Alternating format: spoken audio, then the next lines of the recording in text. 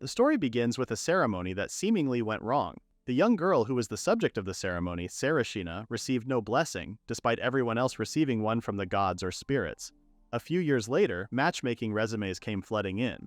But all Celistina could think about was how shallow the applicants seemed. She was the daughter of a marquis, so she didn't deny the idea of a political marriage, but she knew she should at least have some standards. Celistina did want to get married, but she didn't want it to be loveless. There was a knock at her door and Celistina wondered who it could be. She called the guest in, and it turned out to be one of her maids, arriving with the last background check. Celistina thanked her, but the maid instantly noticed Celistina's somber gaze. She asked the young lady if something was the matter. The maid asked if Celistina was engaged to Lord Solitique. Celistina agreed flatly. The maid asked why she was looking at matchmaking materials when the Lord treated her so well, but Celistina mumbled that it was because the engagement would be broken off soon anyway. The maid barely heard her, so Celistina smiled and simply asked for a pot of tea instead. Celistina knew she didn't want to look for a new fiancé. If only there was a way to escape this difficult situation. She had memories of her past life, and in that life she already knew this world. It was from a popular fantasy otome game, The Maidens of Asgard. The world consisted of the Great Temple and 5 countries, with the Kingdom of Albalai as the main setting. Celistina should have been thrilled to be reincarnated into her favorite game. The only issue was the character she reincarnated into. Celistina was a beautiful young noble lady abandoned by the gods. Her childhood friend and fiancé, Solitique, was the first prince of the kingdom and one of the main romance targets. The heroine, who had already triggered a flag at the party, was now pursuing Solitique. Meanwhile, Celistina's status as the game's villain remained. To make matters worse, if the heroine achieved her happy ending, Celistina would be dumped and exiled. Even worse, in the game, Celistina was overcome by jealousy. She was accused of poisoning Solitique and the heroine and sentenced to death. So now, she was at what was meant to be the blissful stage of her engagement, knowing only that her bleak future was around the corner. Celistina did everything she could to be worthy of staying by Lord Solitique's side, even without a blessing. But the heroine was destined to fall for him, because that was the fate of this world. Celistina trusted that her character would not go as far as poisoning anyone, but she still might have to follow the scenario due to the game's scripted events. She didn't want to die, of course, but she especially didn't want Lord Solitique to die. Celistina snapped herself out of her deep thoughts. Fortunately, she no longer had strong feelings for Solitique, and she knew she was capable of smiling and blessing them both. There was another knock at her door, and Celistina wondered if it was Anna. But instead, it was Lord Solitique himself. She had no idea he was coming. Celistina was flustered to see him, but Solitique apologized for dropping by so suddenly. He told her he just wanted to see her, using his errand with the Marquis as an excuse to visit. Celistina didn't know what to say. Wasn't the heroine supposed to already be winning him over at this stage? It seemed that didn't matter to him. Solitique asked what was wrong, and Celistina mumbled that Anna would be bringing tea shortly. She instructed him to take a seat on the sofa, but Solitique's eyes drifted to the piles of paper on the table. Seeing that the matchmaking materials were in sight, Celistina rushed to clean them up, mumbling that it was just some old paperwork. Solitique smiled innocently. He called her Ceri, and his voice made her melt. She needed to find an excuse to leave, telling him she would check on Anna. When she turned her back, Solitique couldn't help but pick up the papers and instantly recognized them as matchmaking bios and background reports. He asked her if they weren't already engaged and if he wasn't good enough for her. If he was, why was she searching for another man? Celistina began to sweat, telling him it wasn't what he thought. She wondered if this would be the point where she mentioned the other woman and suggested calling off the engagement. But instead, she told him that she was an incomplete person who couldn't even receive a blessing and that someone blessed by the war god himself shouldn't be with someone like her. Her words were not taken well by Solitique, who asked why she was still hung up on that. He didn't choose his fiancée based on what blessing she had.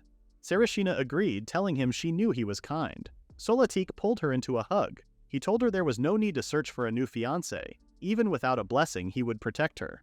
Solitique gazed lovingly into Celistina's eyes. It was intimate enough for Celistina to apologize. She hadn't realized how hard it would be to break off this engagement.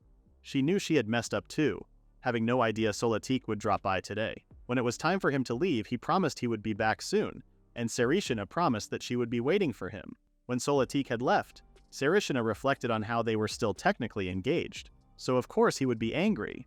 But there probably wasn't a decent person who would marry a girl without a blessing anyway. Lords enriched their territories using the power of their blessings. However, as someone who had played the game, Celistina knew how to use the territory management system, but she didn't have a sacred tree or a territory, and it would be disastrous if someone without a blessing tried managing one. Sarashina's father was blessed by the sun god and it all seemed so unfair until Sarashina came up with an idea. She could always just borrow her father's territory. There was a knock at the door and Anna came with the tea. Anna smiled, noticing how cheerful Sarashina seemed. Sarashina announced that she wanted to go out and asked Anna to help her prepare. Anna began to pour the tea but spilled it when she heard Sarashina's plans. She told her lady she would get everything ready immediately.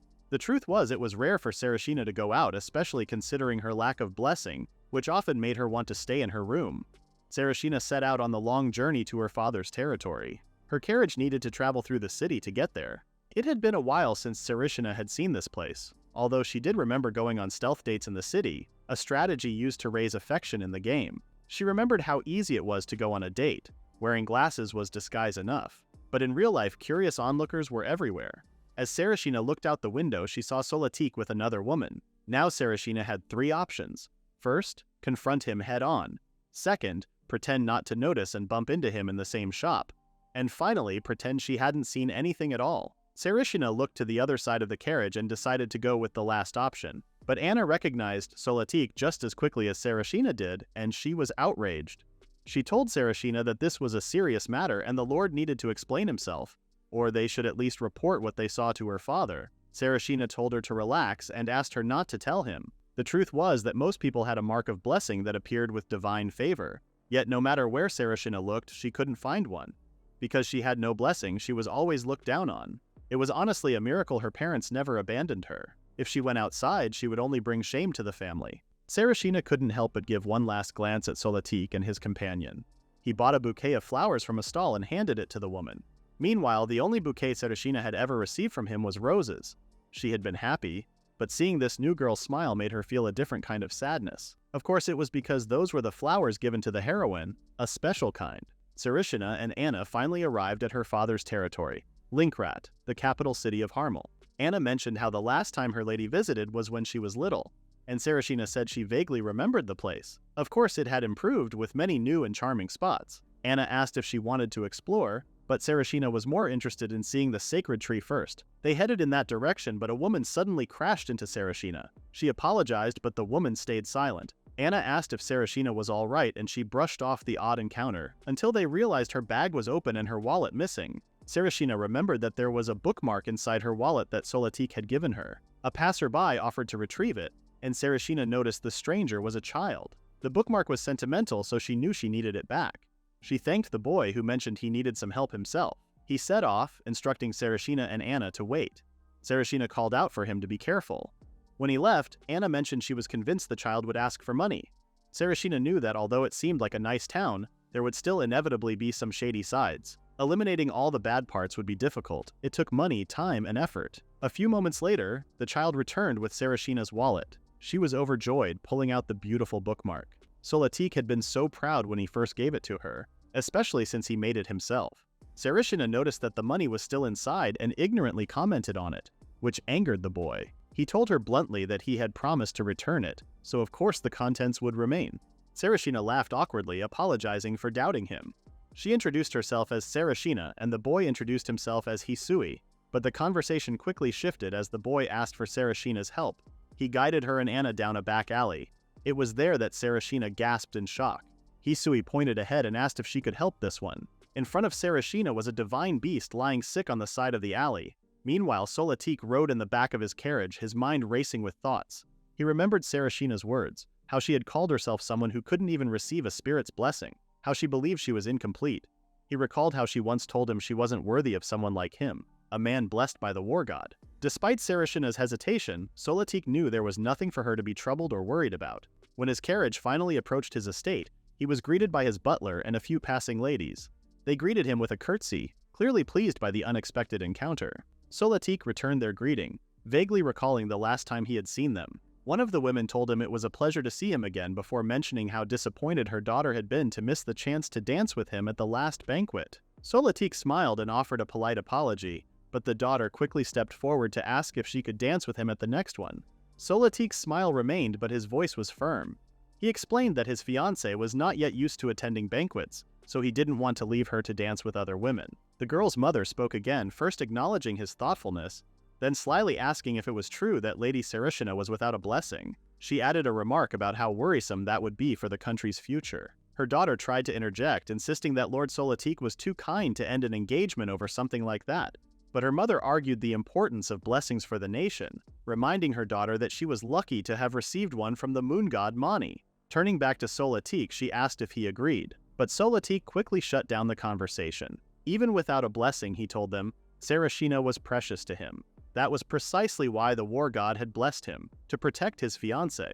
Back in town, Celistina invited Hisui and the beast into her carriage. She told them they could return to her estate where she could arrange for a doctor. Curious, she asked Hisui what the animal's name was. His name's Toy, the boy said proudly. He explained how he had named the creature himself, and how they had been together since he was small. Toy always keeping him warm on cold days. It had always been just the two of them. Celistina smiled gently, reassuring him that everything would be fine. Divine beasts had incredibly strong life force after all. Hisui blinked in confusion. Divine beast? Celistina nodded, explaining that Toy was an extraordinary being and would recover quickly. The journey passed in relative silence. When they arrived, Celistina was greeted by the servants. She apologized for the unannounced visit, explaining that the matter was urgent. The head steward hurried forward, asking if her family was safe. Celistina assured him they were fine, though she was quickly overwhelmed by all the familiar faces. She showed them Toy, who was too weak to move. The head steward examined him closely and said it looked like the creature had been injured. They quickly prepared a room and helped Hisui carry Toy inside. Another servant escorted Celistina to rest, while the steward suggested Hisui take a bath. When the boy returned, he looked like a completely different person. Still, he seemed unimpressed, muttering about how strange nobles were for not being allowed to bathe alone. It was odd, he thought, living with a divine beast might actually make him more impressive than a heroine or a capture target. Celistina watched him, wondering if being so close to a divine beast somehow affected him. Her cheeks warmed as she thought about it. Did divine beasts warm up to anyone? She hoped Toy would be kind to her too, even though she was without a blessing. Hisui noticed her drifting off and asked what was wrong. Celistina laughed softly, admitting she was worried Toy wouldn't like her once he recovered. Hisui couldn't help but laugh. You're really worried about that?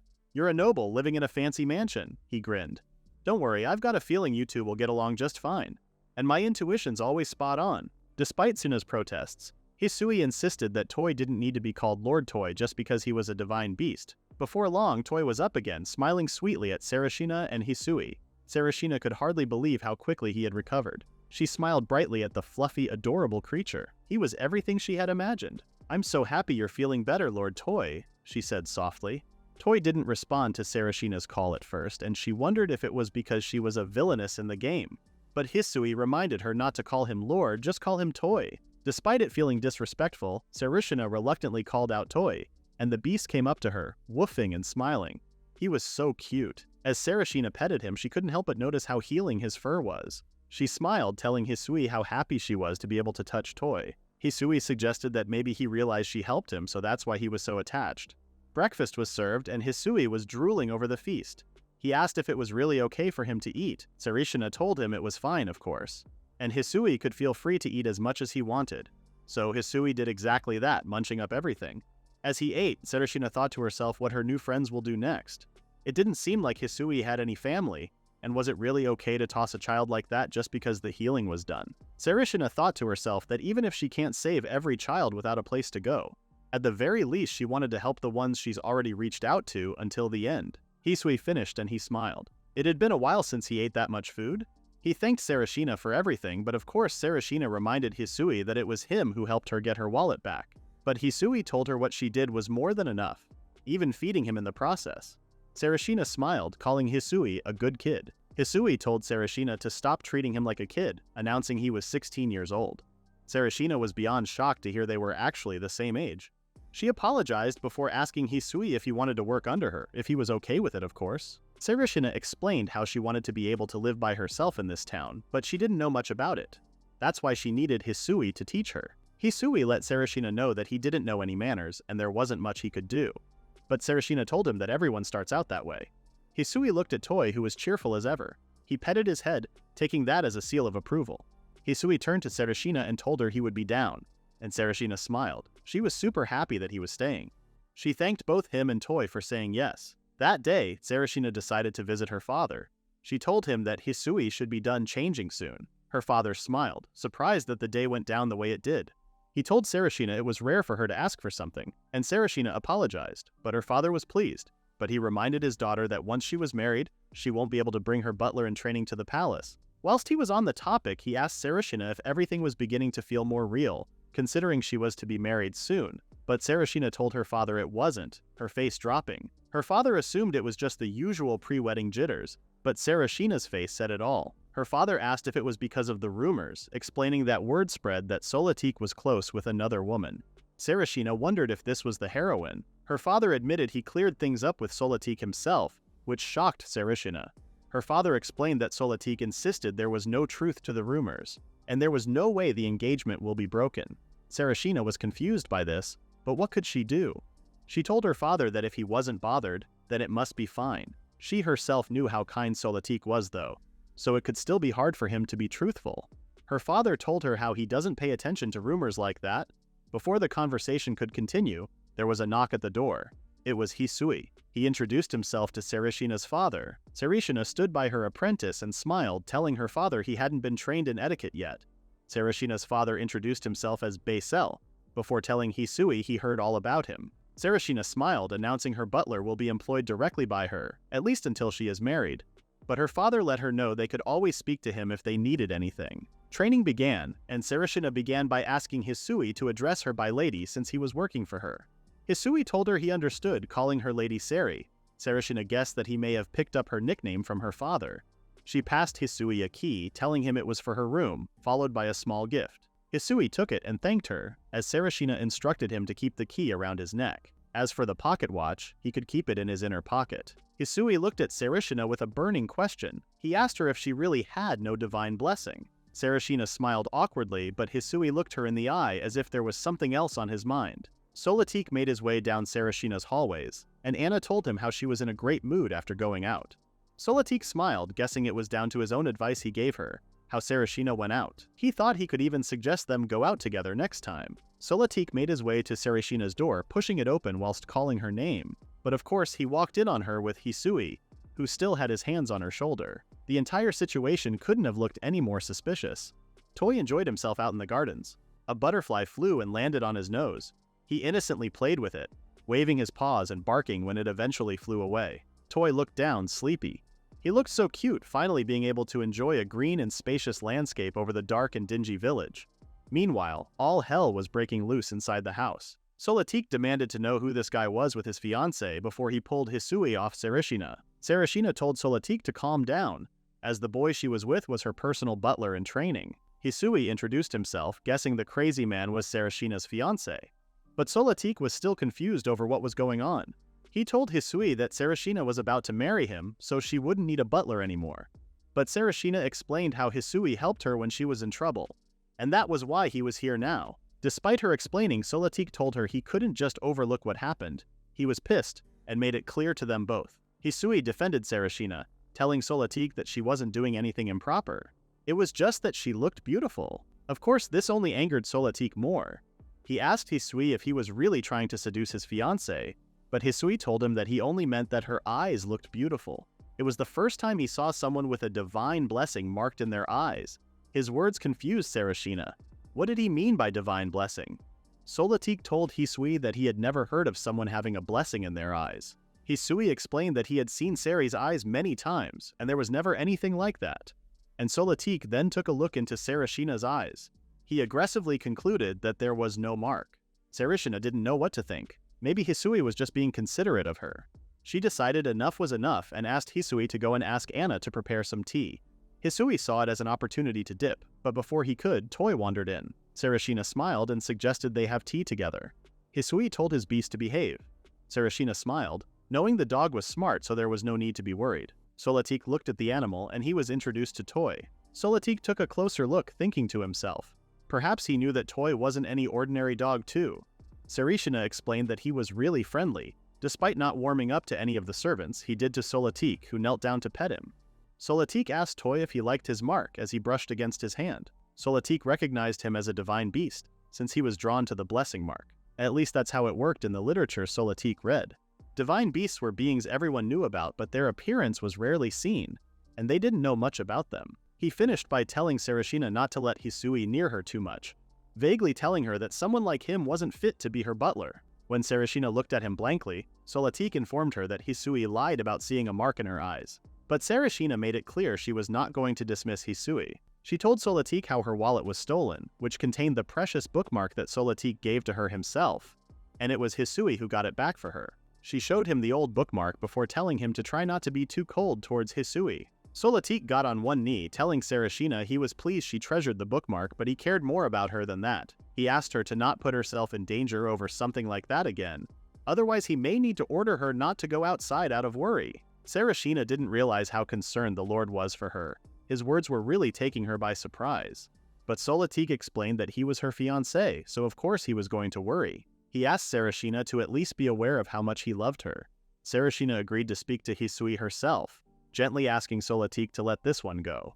Soletique agreed, but told Ceristina he didn't want another occasion like this to happen again. Ceristina closed the door and realized that this was a close call. She almost ended up completely smitten. She knew she needed to start managing a domain and become independent as soon as possible. A few moments passed and Ceristina ran into Hisui. He asked if she had seen Toy anywhere. Ceristina told him she hadn't seen Toy since she saw Lord Soletique off. Suddenly, Toy ran around the corner and they both asked where he had been. It was then that the butler, Mr. Hanley, drifted toward them, and they instantly saw that he was angry with leaves stuck in his hair. Mr. Hanley told them he had simply tried to put a ribbon on Toy, but Toy ran away. This led to Mr. Hanley chasing the dog all around the estate. Anna was surprised that Toy was so playful around her, mentioning that animals usually didn't warm up to her, as Hisui tied the bow around his neck. He looked super cute in the end. Even Cerishina's father was impressed by how smart Toy looked, and at least he wouldn't be mistaken for a stray. The group tried to figure out why Toy was so responsive to certain people. They remembered how he liked the mark of divine blessings, and since he was practically a sacred beast, they wondered if Toy had snuggled up to Lord Soletique because he was blessed by the rare god Tyr. It turned out that both Anna and Mr. Hanley had spirit blessings, and Cerishina's father had the blessing of the sun god Sol. Cerishina wondered if Toy was drawn to divine blessings since he was a sacred beast. But she also wondered what made Hisui fit that theory. What kind of blessing did he have? Was he telling the truth when he said that she had a blessing too? She hoped that if she truly did have a blessing, then maybe she could have her own domain someday. Cerishina turned to her father and told him she had a favor to ask. Her father suggested they discuss it in his office. There, her father said he was pleased that Ceri had been coming up with so many requests for him lately. He asked if it had something to do with Hisui, but Cerishina told him it didn't. Instead, she announced that she wanted a domain of her own. Her father was silent, and Cerishina explained that she didn't need to manage it entirely on her own. Instead, she suggested that her father lend her a portion of his domain for a while. Her father was reluctant, telling her that without a blessing, managing a domain would be difficult. Cerishina agreed it was a drawback, but she still wanted to learn how to manage one, especially since she was getting married soon.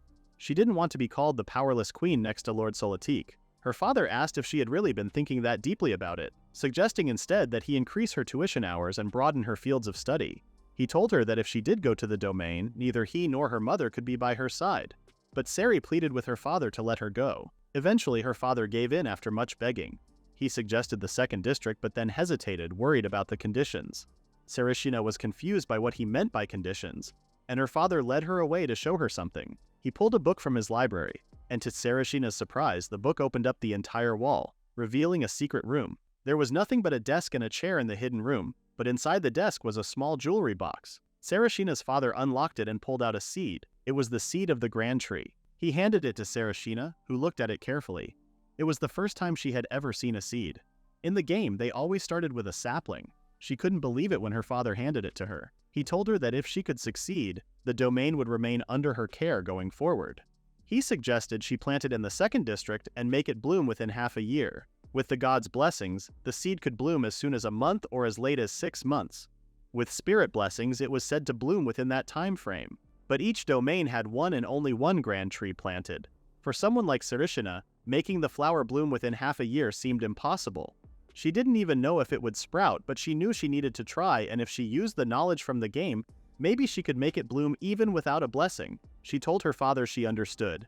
She would, without fail, make the flower bloom. Meanwhile, Mr. Hanley showed Hisui around the secondary residence in the royal capital. He explained that it was where the family lived due to the master's work and circumstances. The main residence was in the capital city of the territory, Harmel.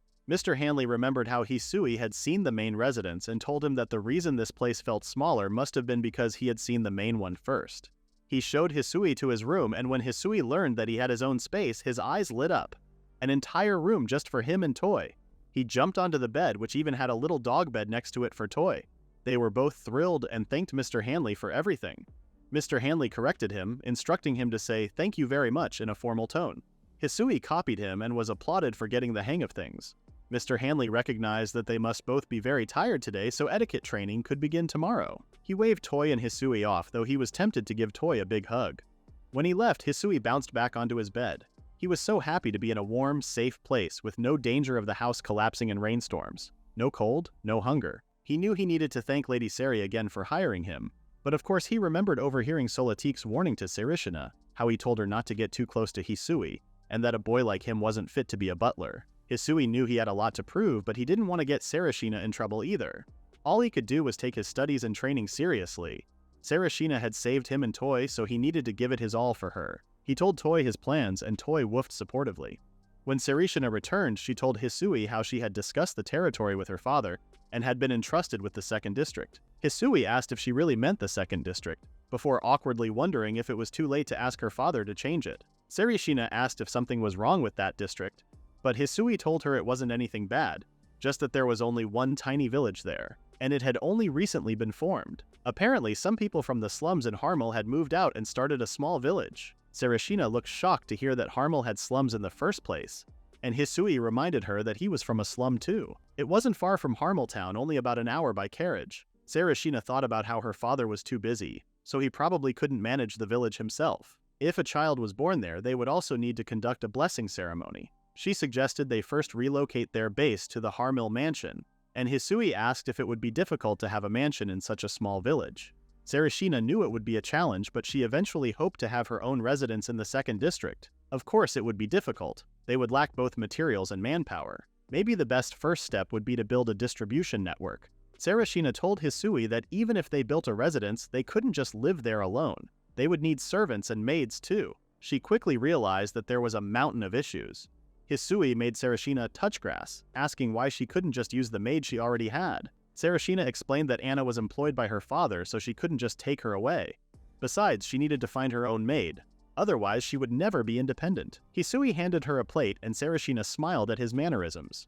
Hisui told her he was trying to improve his speech, and Celistina teased that he still had a long way to go. She sipped her tea and suggested they report the situation in the village to her father. Meanwhile, 2 men were digging up their field, exhausted from the laborious work. An old man approached and picked up a handful of soil. As he thought, the soil wouldn't absorb water, only stones came out. He sighed, realizing the land really lacked nutrients. He thought it would be peaceful living in an uninhabited land, but there was a reason no one was here. One of the men stood, smiling regardless. He told the old man he was heading into town with Leo and the others again tomorrow for more supplies. The old man smiled back, apologizing for always causing trouble. The young man told him that thanks to him holding everything together, they had survived the past month and they were grateful. The old man chuckled, saying the young man had a silver tongue. But if they couldn't grow crops, they wouldn't survive much longer. Just then, they saw a carriage pull up. All 3 looked at it in confusion. Inside the carriage, Hisui and Suna discussed their first impressions of the place. Hisui had heard that this area had better security than the slums in town, but just in case, he would still carry Cerishina's belongings to prevent theft. Cerishina thanked him and Hisui stepped out first. Cerishina knew that if things went well, maybe they would be allowed to stay in this village after being expelled. All the more reason to make this village thrive. The moment she stepped out, Cerishina introduced herself to the curious onlookers. She told them it was a pleasure to meet them, and that she would like to meet the person who oversaw the village. The old man approached and asked if she was a Linkart. Cerishina confirmed that she was, the daughter of Marquis Bizel Linkart, who governed the territory. She bowed, and the old man was stunned to see the Marquis's daughter in person. He explained that he was the one managing things around there, introducing himself as Anton. He gathered everyone around to introduce themselves. The young man from before introduced himself as Guts, and his job was mainly building houses and farming. The younger boy introduced himself as Leo, and the 2 girls were Odette and Sophie. There were also a few young children, Giselle, Maurice, and Nina. Nina was introduced as the one who prepared meals. Cerishina smiled in delight, bending down to speak to the kids. She told them how admirable it was that they had food supplies. Anton asked Cerishina nervously if she was upset that they had built houses here without permission. but of course she was fine with it. She explained that her father had recently entrusted her with this land. Anton suggested they head inside to talk more and led her to a simple cabin. Celistina thanked them for their kindness. Anton instructed her to take a seat as he poured her a drink. He mentioned that he had heard rumors that the Marquise's daughter never left the mansion because she lacked divine blessings. He handed her the tea, which she gratefully accepted. Then Anton asked what exactly she meant by being entrusted with the second district. Celistina knew she needed to be direct with the older gentleman. She told him she wanted to grow a sacred tree in the village and manage it as the acting lord. Anton asked if she was officially recognizing the place as a proper village, and she confirmed that she was. Anton's eyes widened, and he told her how honored they were. He collapsed to his knees, bowing. He explained that they were few in number and not much help, but they were willing to do whatever they could. Celistina smiled, knowing these people simply wanted to protect their home. Even if it was step by step, she would do her best to be recognized as the acting lord. And she told Anton how much she was looking forward to working with him. She asked him to guide her so she could learn everything about the village. Anton explained that there were 7 adults in the village, 2 of whom were women. There were 7 children, both boys and girls. All were from the slums of Harmil and had no blood relations. Celistina explained to Anton that she would like to plant the sacred tree in the center of the village. She asked if that would be all right, and Anton was more than happy. He took her outside and pointed out the center. The others gathered around as Celistina announced that she would plant the seed. Of course, the event was more nerve-wracking than it seemed. Celistina told Hisui that she was getting nervous. She knew she needed to relax. Just aiming for sprouting first would be fine. She asked Hisui to pass her the seed, and he did so. Toy ran around a specific spot, and Celistina thanked him. She knew she could plant the seed right there. She gently held it between her fingers, feeling the pressure. The villagers were surprised to witness the planting of a sacred tree. They wondered if this was the first step toward improving their village. Celistina got onto her knees and dug a hole in the soft ground. She knew it would be fine, that the tree would grow strong. Sacred trees grew based on the planter's influence. She gently covered the seed with soil, and Odette passed her a watering can. Celistina thanked her and watered the soil. Then something unexpected happened. The villagers gathered closer, sensing something, and were shocked to see that the seed had sprouted. The villagers were blown away. The sacred tree had truly grown, defying all laws of nature. Anton told Celistina he couldn't believe he was witnessing it with his own eyes. Celistina looked closely at the seed, knowing that germination should have taken at least a few days. How did it sprout so quickly? Was it the power of the sacred tree? One of the children asked if this meant they could start growing vegetables, and Celistina knew she needed to gather everyone together. There she introduced herself again as Celistina Link. She announced that starting from today, she would serve as the acting lord of the second district. Celistina explained that, as the villagers had seen, the seed had sprouted successfully, so as a result, the sacred tree would surely protect and enrich the village. She called for everyone to grow together, with the sacred tree. The villagers listened and smiled. Celistina then turned to Guts and told him that she would like to go buy some crop seedlings tomorrow. Guts insisted that he didn't want to impose on her, but Celistina was more than happy to help, for the sake of the village. Guts bowed and thanked Celistina for her kindness. He warned her that the soil in the area was poor, and he was worried nothing would grow at all. Celistina reassured him it would be fine. Now that the sacred tree was planted, the other crops should follow. Guts smiled at the hopeful news. Celistina announced that she would also like a house to serve as a base of operations for the village, and the men agreed they would prepare one for her. Guts suggested a nearby area that got a lot of sunlight and had a clear view of the sacred tree. Celistina went to the carriage and asked Hisui if he could give her pouch to Mr. Anton. It contained money to have the base built. She asked Hisui if he thought it was enough, and he reassured her that it was more than enough. To his surprise, Celistina entrusted the money to him, telling him he could use it with his own initiative. Hisui was taken aback that Celistina trusted him so much already, and he asked if she was really fine with him being responsible for the money. Celistina smiled, telling him that he was her butler after all. Hisui smiled and promised he would take care of it. He instructed Toy to stay by Celistina's side and keep her safe.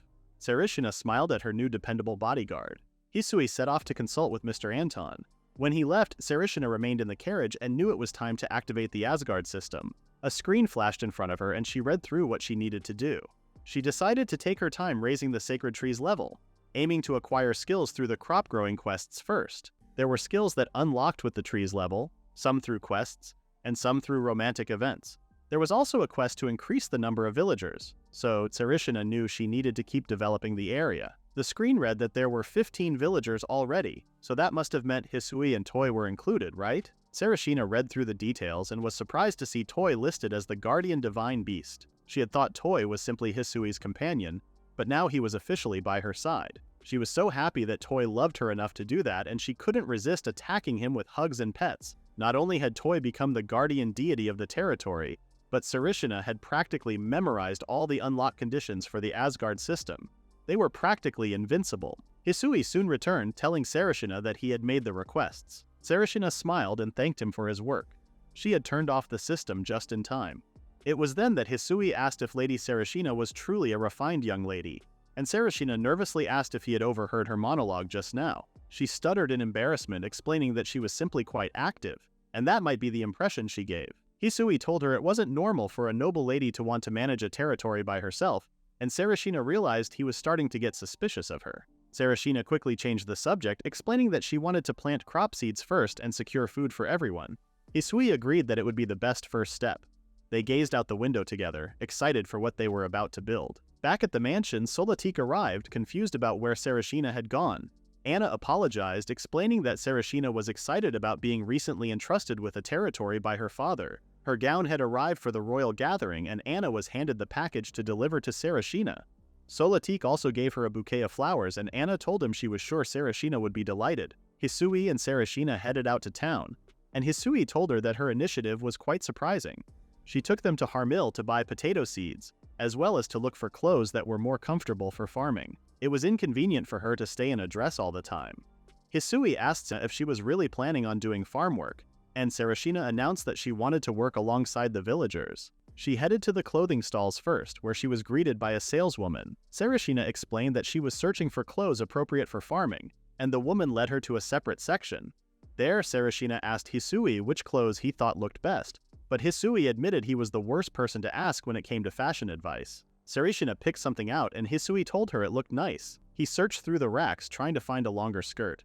The saleswoman offered to show her to the changing room, and Sarashina thanked her. A few moments passed, and Sarashina changed into a pretty but practical robe dress. She asked Hisui what he thought, and Hisui said it looked beautiful. Sarashina smiled and thanked him, though she was embarrassed by his compliment. They bought the dresses, and Sarashina decided to keep one on for the day.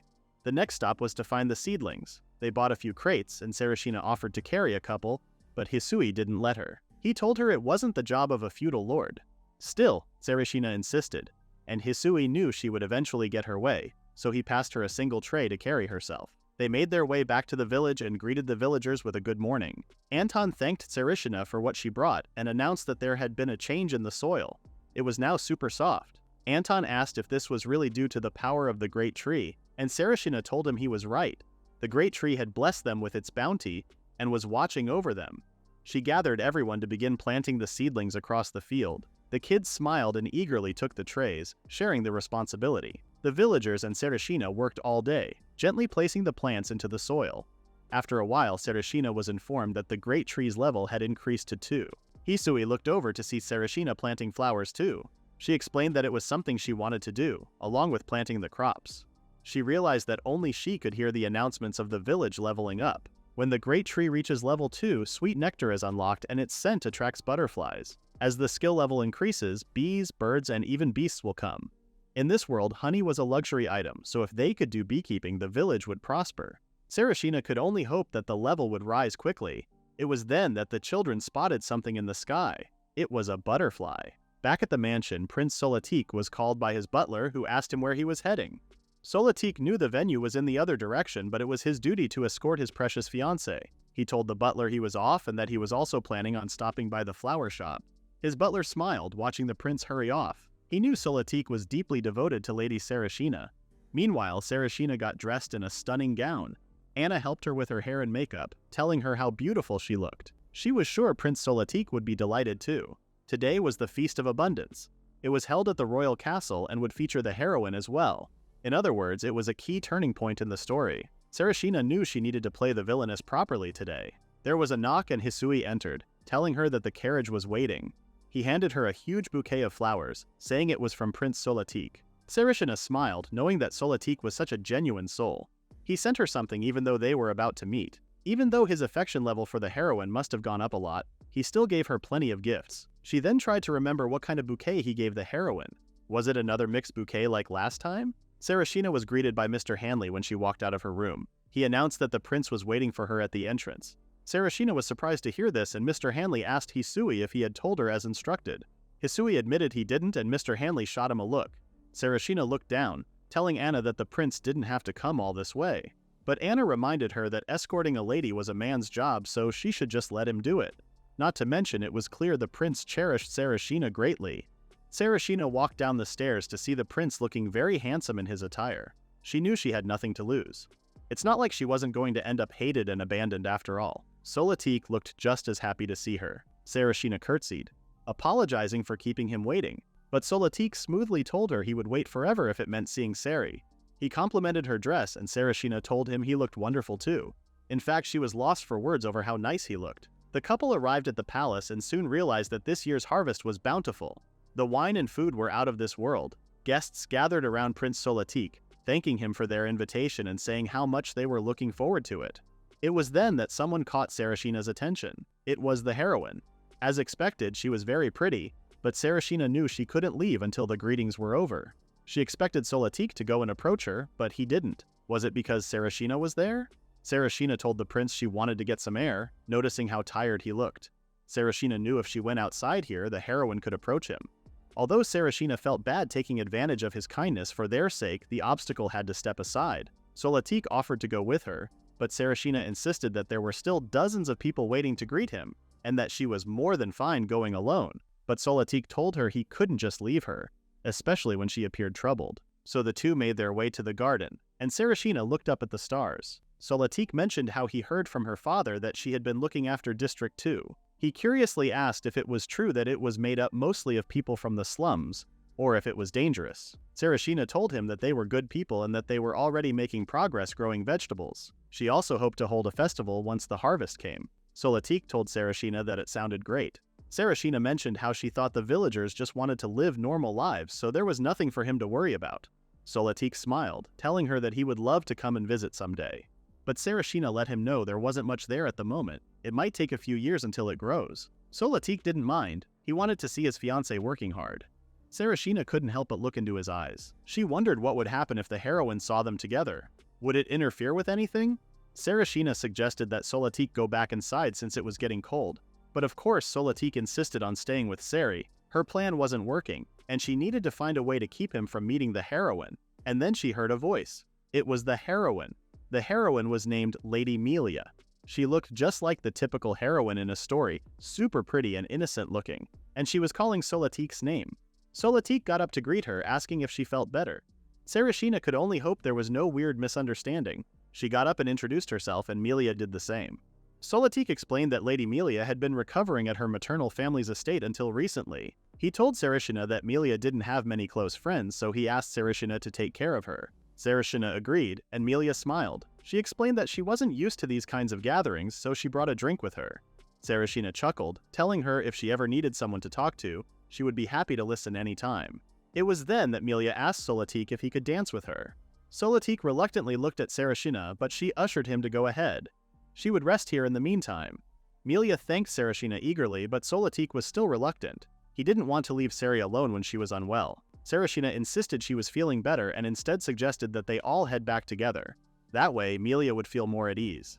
Melia took Sarashina's hand, but she stumbled, spilling her drink all over her dress. Solitique asked his maids to take Lady Melia to the guest room and prepare her a new dress. Sarashina had to think quickly, and it turned out she was the one who made the drink spill. She didn't intend on getting herself splashed too, but with this, the heroine and Prince Solitique would be alone in the guest room. But to her horror, Solitique swept her up in his arms and declared that he would be taking Sari with him. Of course, considering how the game was supposed to go, this was a pretty big issue for Sari. Back in the mansion, Hisui gazed out the window, wondering how Lady Sari's night was going. He imagined her dancing, or maybe even eating something delicious. He wondered what the banquet food was like. Back at the banquet, Solitique asked Melia if she was all right. Melia told him she was fine, just surprised because she was suddenly pulled. Solitique was shocked that Sarashina acted so roughly toward Lady Melia. It was not something he signed up for. And in that moment, he turned to Sarashina and told her straight that she was not suitable to be his fiancée. And like that, the engagement was called off. Sarashina knew that this was fate. The Villainess should have been expelled, leading to the happy ending. But then, reality hit. And that was not what happened at all. Instead, Celistina found herself in Solitik's arms, being carried romantically through the party. Despite Celistina insisting that she could walk by herself, Solitik told her there was no need to walk. Celistina knew there was a need though. She couldn't have the heroine misunderstanding her. If her favorability dropped, she would be sentenced to death. Celistina asked Solitik if it was really okay not bringing Melia, but Solitik told her he left it in the maid's hands. His fiancée was more important. Celistina couldn't help but get flustered, especially when Solitik ordered a new dress. He asked Celistina if she was feeling cold, considering the drink spilled on her too. Celistina insisted she was fine, that she only got a little wet, but she was sorry for staining the dress he got for her. Solitik told her not to worry about it. Celistina admired the roses displayed in the room, and Solitik asked if she liked them.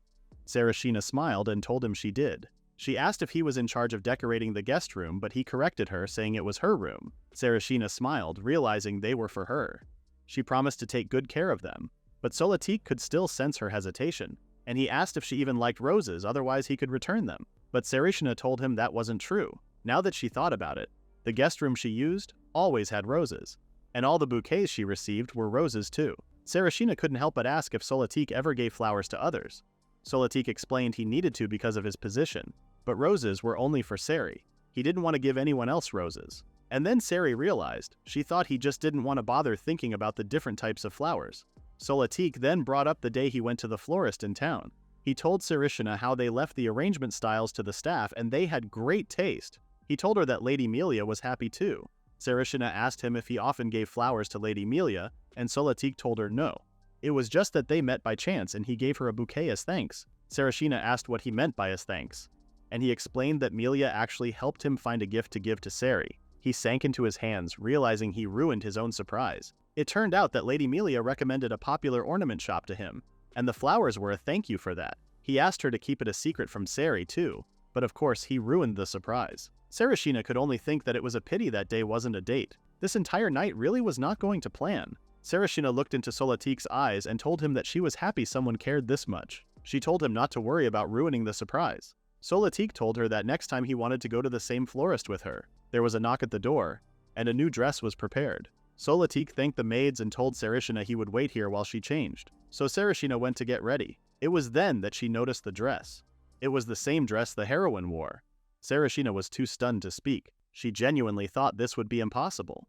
The maid noticed her apprehension and asked if Celistina didn't like it, but Celistina told her it was so beautiful she was only surprised. The maid smiled, telling Ceri she was glad she was satisfied.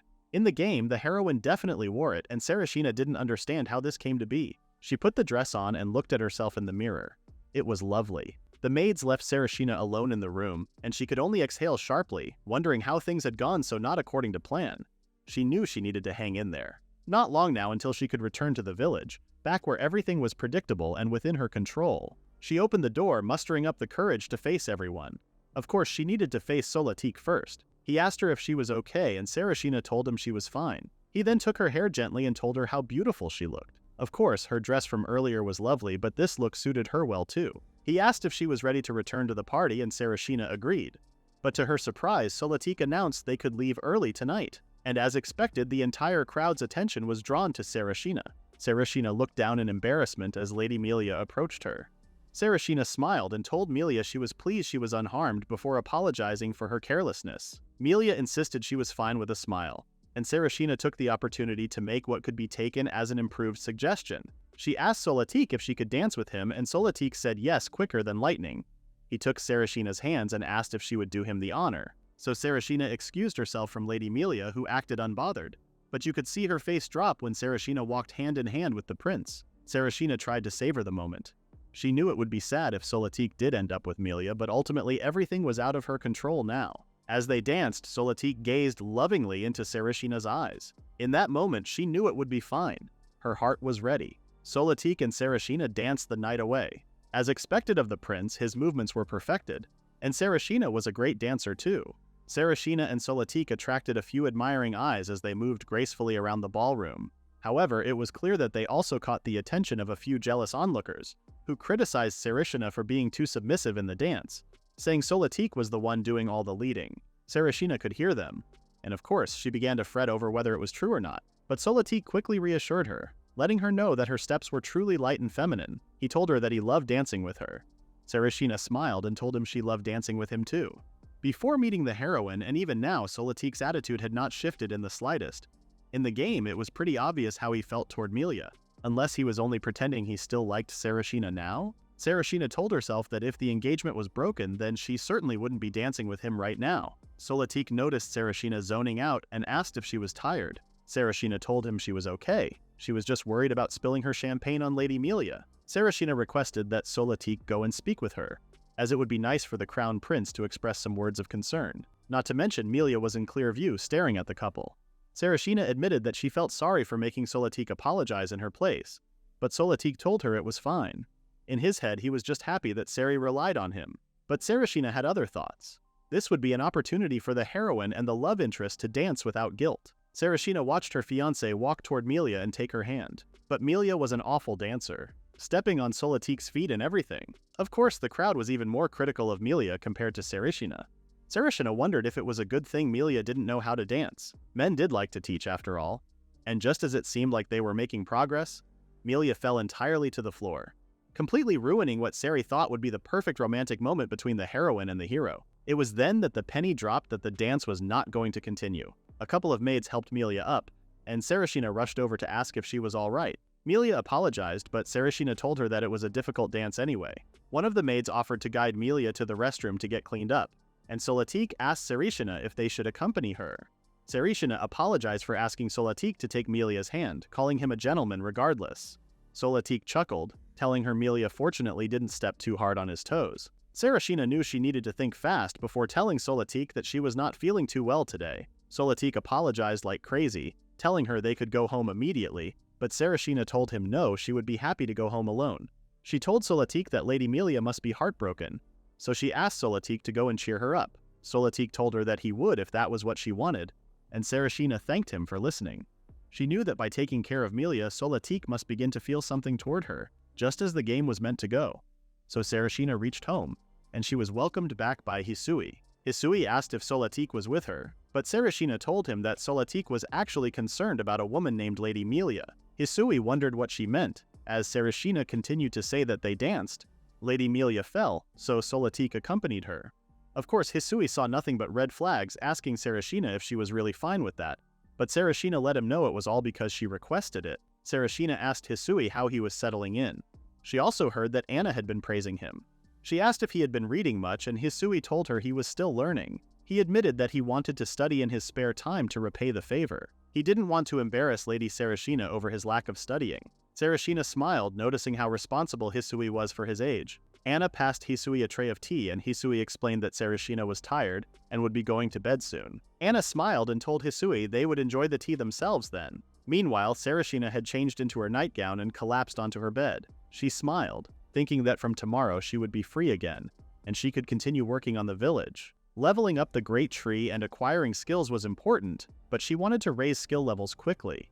She activated the gaming system, which informed her that in order to level up Sweet Nectar, she needed to plant various kinds of flowers and grow enough of each to make a small flower field. Celistina thought to herself that if she were to do that, the crop yield would decrease, and the blessing of abundance couldn't level up. But once it reached level 2, bees would gather around the great tree, enabling beekeeping.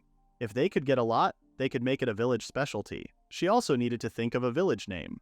Once approved by her father and the king, it would then be on the map. Celistina shut down the tablet, knowing there was still so much to work on, and of course, she still had the festival to think about. Celistina arrived at the village the following day and she was greeted by Anton.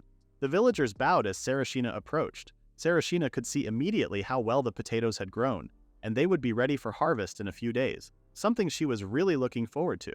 Not to mention the flowers. Nina brought some flowers to plant around the great tree, and Celistina smiled, offering that they work on them together. But Celistina then realized that the family was already working on something, which ended up being a basket of vines. Toy bolted through the field and Hisui ran after him so he wouldn't destroy all the work he did. It was then announced that the Sweet Nectar skill level had reached 2, with bees and butterflies gathering in the field. Celistina smiled, but of course the villagers freaked out. Celistina told them not to be scared. The bees were called flower bees. They didn't sting humans or animals. Guts realized it was true. The bees were only flying around but not attacking. Flower bees gathered nectar from flowers to make honey, and if you provided flowers, coexistence was possible too. Odette asked if Celistina meant that sweet stuff when she mentioned honey. And Celistina smiled and said yes. But in order to harvest honey, they needed a beehive first. Celistina told the villagers that if they built one quickly, honey could be harvested in as little as 3 days, in the game world. Hisui was shocked at how quickly they could have honey, and the villagers immediately began cracking on with the beehive. Guts showed Celistina some lumber and she told him it would work before asking if it was possible to build 5 beehives. They needed square boxes first, lined with mesh. That way the bees could build combs where the honey would be stored. Guts smiled and began the job. Hisui admitted he was really looking forward to the honey. Sari rubbed her irritated skin as Hisui asked if her mark still hadn't disappeared. He advised her to leave it alone, saying it would probably be fine once they reached the village. Hisui chuckled, realizing Celistina had fallen asleep at her desk. She was up super late thinking of names for the village. Hisui asked if that meant she had come up with a good idea, and Celistina asked for his input. Hisui suggested Celistina Village, and Sari soon realized that Hisui might have even less sense than her. She definitely couldn't name it after herself. Meanwhile, Melia's maids gathered outside her bedroom concerned for their lady. They knocked, and Melia could be seen absent-mindedly gazing out the window. Until recently, she was frail and couldn't go outside. Her only friends were the guard knights. Even so, Melia never complained and always smiled. Her maids discussed how she was supposedly teased at the ball after tripping while dancing. She wasn't injured, and she was pleased anyway that she got to dance with the prince and was even escorted home afterward.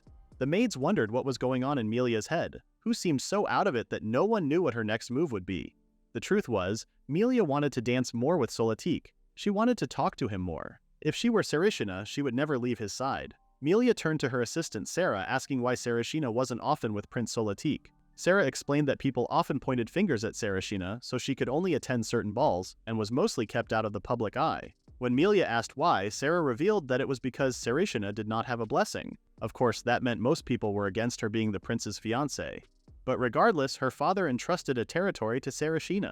At the village, the beehives were ready and 3 days passed, which meant it was finally time for honey. The villagers gathered excitedly as Guts was brave enough to open the hives. He thoroughly trusted Celistina's words that the bees were friendly, so he opened one up, only to be met by an army of bees. They managed to get the crates out and pour the delicious golden honey into jars. Hisui helped out, asking if Guts was okay after the scary encounter.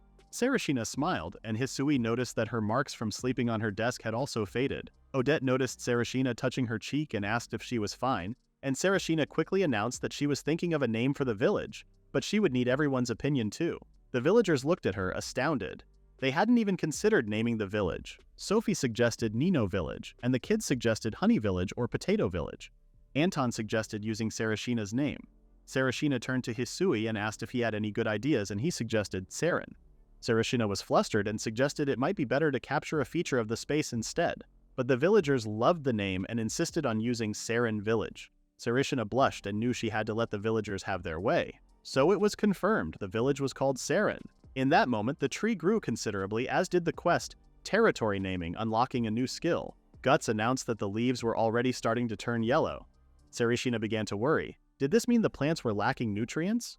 But Guts told her that potatoes are harvested when the flowers wither and the leaves start turning yellow. Celistina smiled and suggested they harvest the potatoes tomorrow. Hisui announced that they had finished gathering the honey and decided to begin preparing. Celistina asked Odette if she wanted to help cook up some pancakes. So they began, and the villagers had sadly never had pancakes before, although they had heard how delicious they were. Celistina smiled as she taught Odette how to place the batter on the stove and flip them perfectly.